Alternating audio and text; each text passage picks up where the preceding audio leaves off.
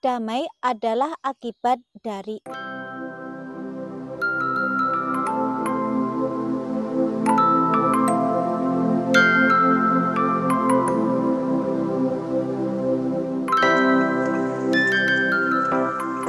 Assalamualaikum warahmatullahi wabarakatuh. Bertemu kembali dengan saya Heni Ariati di channel Motivasi. Mudah-mudahan channel ini menemui Anda dalam kebahagiaan dan kedamaian.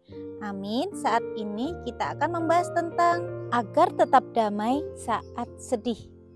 Ada seorang sahabat yang pernah bertanya, apakah ada faktor eksternal yang membuat seseorang damai? Atau damai itu hanya disebabkan oleh faktor internal saja? Jika Anda sudah melihat video-video saya sebelumnya, Anda pasti sudah mengetahui bahwa damai adalah akibat dari ikhlas, bukan sabar. Jadi orang yang damai itu karena ikhlas, bukan karena sabar. Penjelasan mendetailnya bisa Anda lihat pada video saya yang berjudul Inilah yang Menyebabkan Damai. Kembali kepada pertanyaan di awal tadi, apakah ada faktor eksternal yang membuat seseorang damai? Tidak ada. Tidak ada kedamaian yang bisa disebabkan oleh faktor eksternal. Karena sebaik-baiknya penjaga tidak mendamaikan orang yang penakut. Setulus-tulusnya atau seamanah-amanahnya sahabat tidak mendamaikan orang yang curigaan. Jadi kalau kita bergantung pada faktor di luar untuk mendamaikan hati, itu bukan pendamaian. Itu namanya masking, penyamaran, topeng atau kedok yang menutupi. Jadi orang yang gelisah atau yang sedih tentang umurnya, tentang kemajuan kehidupannya, lalu dia pergi ke tempat di mana ada musik yang keras, keadaannya gelap, tetapi ada cahaya terang mendadak, kemudian teman-teman yang berbicara keras, dan minuman yang mencabut logika, itu namanya meski. Itu sebabnya orang-orang yang mencari kedamaian di tempat-tempat yang riuh seperti itu, kalau bisa tidak pernah pulang. Dan kalau pulang pun sepagi mungkin, bukan semalam mungkin. Sampai seletih mungkin, sampai badannya mau tidak mau harus tidur.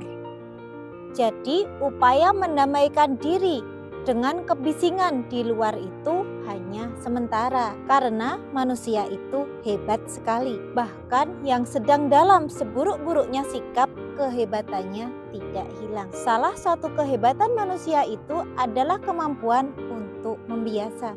Contoh, waktu punya uang terasa happy. Setelah beberapa saat lalu berkurang. Gajinya naik, happy. Setelah beberapa saat lalu berkurang. Kekasih yang dirindukannya menjadi pasangan hidup lama-lama menjadi membiasa. Demikian juga dengan penderitaan atau kesedihan. Lama-lama orang itu membiasa. Jadi orang-orang yang berusaha mendamaikan dirinya dalam lingkungan dan perilaku yang buruk, lama-lama pengaruh hebatnya keburukan di luar itu membiasa.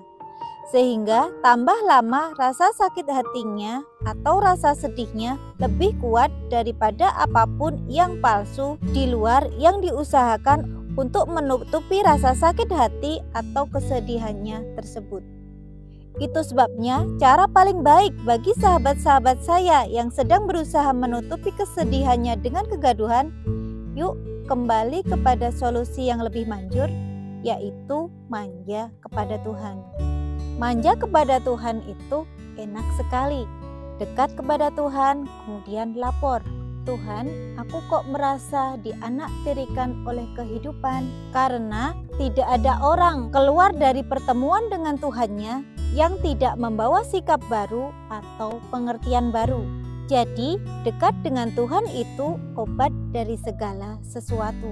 Saya bukan penceramah agama, ustazah, atau pendeta, tetapi saya orang awam yang menyaksikan bagaimana banyak orang kembali mencapai kedamaian hidupnya sebagaimana yang menjadi hak kehidupannya setelah dia meninggalkan semua kepalsuan dan kembali kepada keaslian kasih sayang Tuhan. Terima kasih, pembahasan kita sudah selesai. Mohon maaf atas segala kesalahan atau kehilafan yang saya lakukan di dalam video ini. Semoga video ini bermanfaat di dunia dan akhirat. Semoga Anda diberikan umur yang panjang dan penuh berkah, diberikan rezeki yang lancar dan melimpah, diberikan kesehatan, kesuksesan di dunia dan akhirat, dan semoga kita bisa bersahabat dari sini sampai ke surga. Amin. From Jogja with Love. Wassalamualaikum warahmatullahi wabarakatuh. Bye.